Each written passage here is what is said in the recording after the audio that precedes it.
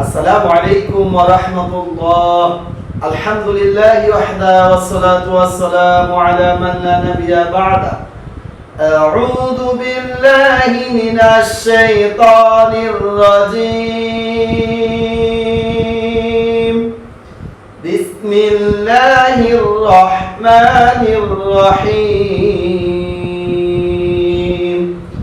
ওয়ারাত্তিলিল কুরআনা তারতিলা। প্রিয় মুসলিম ভাই বোনেরা, ধীরে ধীরে থেমে থেমে সুন্দর করে কোরআনকে পাঠ করার শিক্ষা দেওয়ার উদ্দেশ্যে আমি আজ আপনাদের মাঝে উপস্থিত হয়েছি। আজ আমি যে সূরাটি নিয়ে উপস্থিত তা হলো সূরাতুল নাসর মাদানিয়া। সূরাতুল নাসর মাদানিয়া। খুব মনোযোগ সহকারে লক্ষ্য করুন। আমি শব্দে শব্দ করে সুন্দর করে পড়িয়ে দেব এবং প্রথম শব্দে শব্দে এরপরে পুরো আয়াতটি, যাতে করে আপনাদের বুঝতে সহজ হয়। খুব মনোযোগ সহকারে লক্ষ্য করুন। আশা করি ইনশাআল্লাহ আপনাদের জন্য সহজ হবে। এবং পড়ার শেষে আমি প্রত্যেকটি নিয়মের নাম বলে দেব এবং এর ব্যবহারও বলে দেব ইনশাআল্লাহ। আউযু বিল্লাহি মিনাশ শাইতানির রাজীম। বিসমিল্লাহির রহমানির রহিম। ইযা জাআ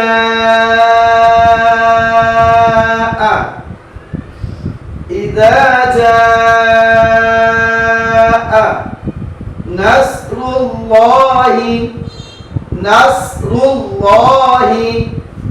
ওয়াল ফাতহ। إذا جاء نصر الله والفتح. إذا جاء نصر الله والفتح.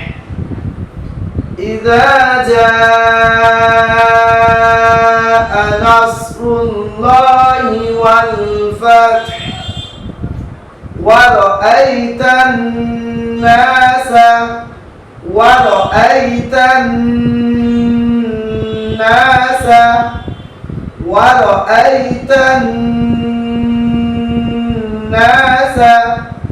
يدخلون في دين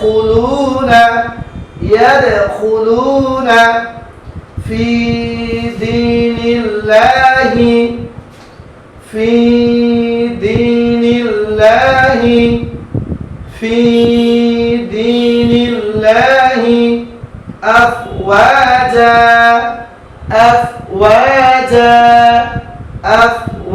أفواجا.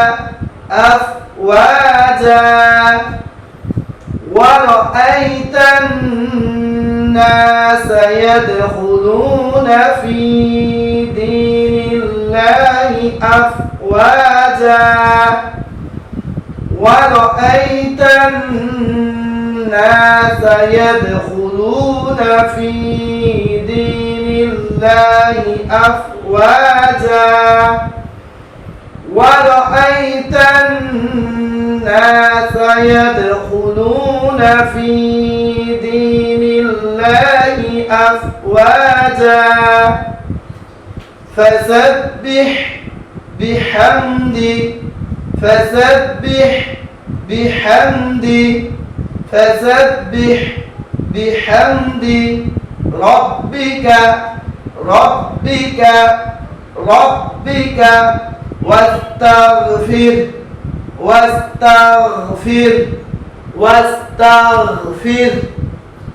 فسبح بحمد ربك واستغفر.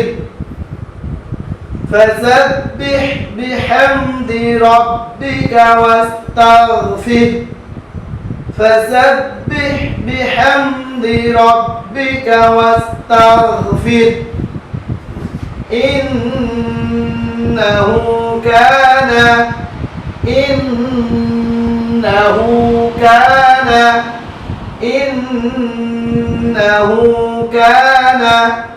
توابا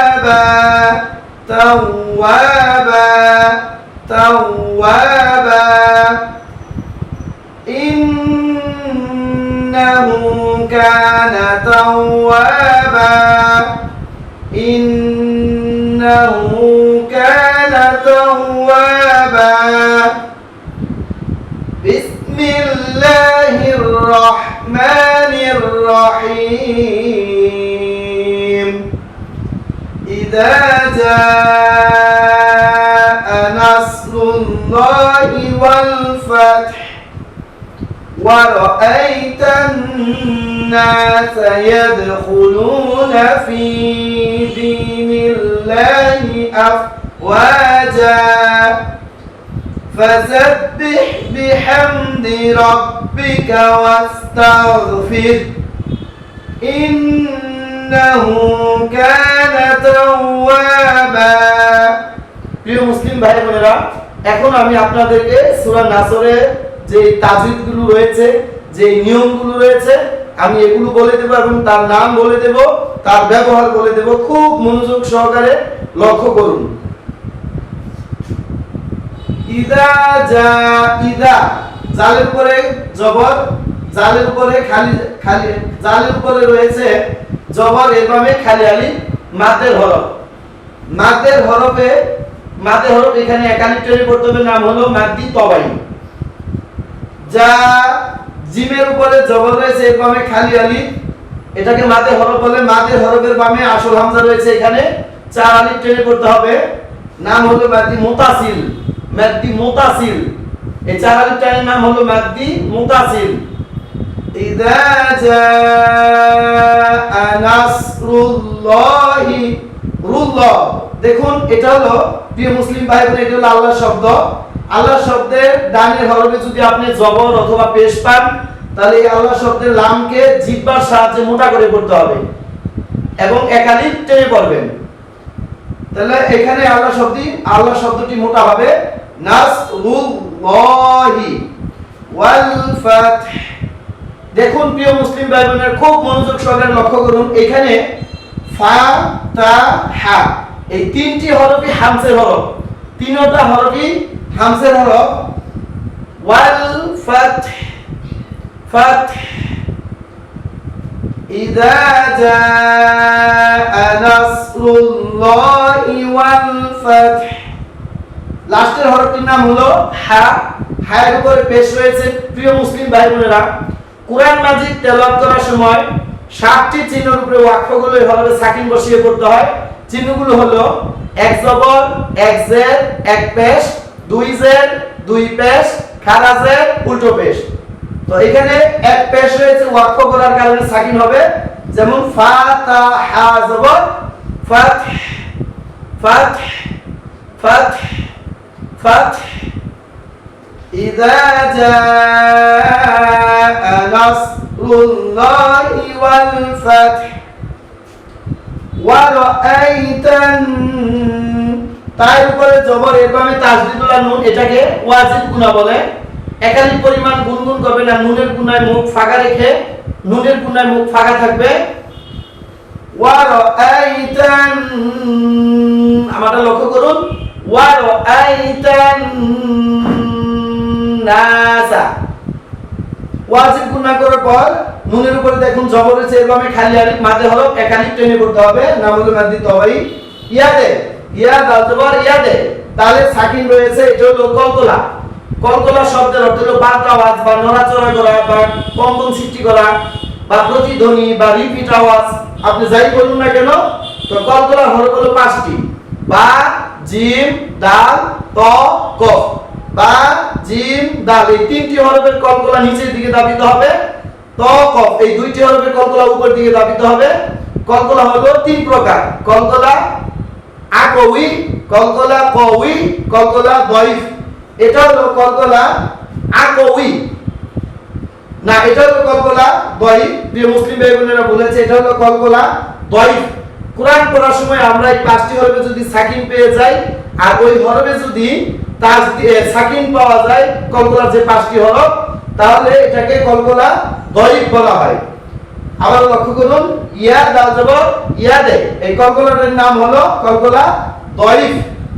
ইয়াদে খুলু, খুলু, লামের উপর পেশ বামে জজমুলা ওয়াও মাতে হরফ একালিফ টেনে করতে হবে, নাম হলো মাদ্দি তবাই। ইয়াদখুলুনা ফি, জেরের বাম পাশে জজমুলা ইয়া মাতে হরফ একালিফ টেনে পড়বে, নাম হলো মাদ্দি তবাই। ফি দি, এখানেও জেরের বাম পাশে জজমুলা, এটাও মাতে হরফ একালিফ টেনে করতে হবে। নিল্লাহি, এটা হলো আল্লাহ শব্দের ডানের হরফ নুন, নুনের নিচে জের রয়েছে, এখানে আল্লাহ শব্দটা পাতলা করে পড়তে হবে। ফি দীনিল্লাহি, লা আল্লাহ শব্দের উপরে খারাপ জবর একালিফ টেনে পড়বেন।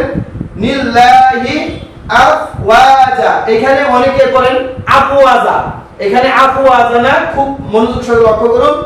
আফ আফ হামজা ফা জবর কি হয়? আফ ওয়াজা, আফ ওয়াজা, আফওয়াজা, এই শব্দটি ভুল, এইভাবে পড়া যাবে না। আফ ওয়াজা, লাস্টের যে হরফ এখানে ওয়ার উপরে জবর, বামে খালি আলিফ মাদে হরফ একালিফ টেনে করতে হবে, নাম হলো মাদে তবাই। জিম হরফটির উপরে দেখুন দুই জবর রয়েছে, ওয়াকফ করার কারণে এক জবর বাদ দিয়ে একালিফ টেনে পড়েছি, এটার নাম হলো মাদ্দি ইউয়াত। ওয়ারাআইতান নাসা ইয়াদখুলুনা ফি দীনিল্লাহি আফওয়াজা ফাসাব্বিহ বিহামদি রাব্বিকা ওয়াস্তাগফির। লাস্টের হরফটির নাম হলো হা, হায়ের উপরে পেশ, এখানে আমরা ওয়াকফ করলে সাকিন বসিয়ে করতে হবে, ফা র হাজে ফির। ফাসাব্বিহ বিহামদি রাব্বিকা ওয়াস্তাগফির, এখানে ওয়াস্তাগ তা অনেক ওয়াস্তাক বলেন, এটা কিন্তু ভুল, এখানে গয়নের উচ্চারণ করতে হবে ওয়াস্তাগফির। ইন্নাহু কানা, ইন্না জেরের বাম পাশে তাসদীদুল্লাহ নুন ওয়াজিব গুন্না, একালিফ পরিমাণ গুনগুন করবেন এবং মুখটা ফাঁকা রেখে গুণনা করতে হবে। হু, হায়ের উপরে উল্টো পেশ একালিফ টান, নাম হলো মাদ্দি তবাই। কানা, কাফের উপরে জবর, বামে খালি আলিফ মাদে হলো একালিফ টান, এটার নাম মাদ্দি তবাই। ইন্নাহু কানা তাওয়াবা, তাওয়াজবর তাও, তাসদীদুল্লাহ হরফ দুইবার করতে হয়, দেয় হরফ দেরি করতে হয়। তাওয়াবা, ওয়ার উপরে জবর, বামে খালি আলিফ একালিফ টেনে পড়তে হবে, নাম হলো মাদ্দি তবাই। বা, বায়ের উপরে দুই জবর, বামে খালি বামে বায়ের উপরে দুই জবর, দুই জবর উপরে ওয়াকফ করলে প্রিয় মুসলিম ভাই বোনেরা এক জবর বাদ দিয়ে একালিফ টেনে পড়তে হয়, নাম হলো মাদ্দি ইউয়াত। ইন্নাহু কানা তাওয়াবা। প্রিয় মুসলিম ভাই বোনেরা আমি আরেকবার করে দিচ্ছি, রিডিং মনোযোগ সহকারে লক্ষ্য করুন। আউযু বিল্লাহি মিনাশ শাইতানির রাজীম। বিসমিল্লাহির রাহমানির রাহিম। ইযা জাআ নাসরুল্লাহি ওয়াল ফাথ ورأيت الناس يدخلون في دين الله أفواجا فسبح بحمد ربك واستغفر إنه كان توابا। প্রিয় মুসলিম ভাই বোনেরা, আল্লাহ আপনাদেরকে সুস্থতা দিয়ে, সুসম্মান দিয়ে, দুনিয়াতে অধিক পরিমাণে সুসম্মান দিয়ে, নেক হায়াতে দীর্ঘজীবী দান করে দেখ, আমিন। এই বলে আজ আমি এখানেই পড়া শেষ করতেছি। আসসালামু আলাইকুম ওয়া রাহমাতুল্লাহ।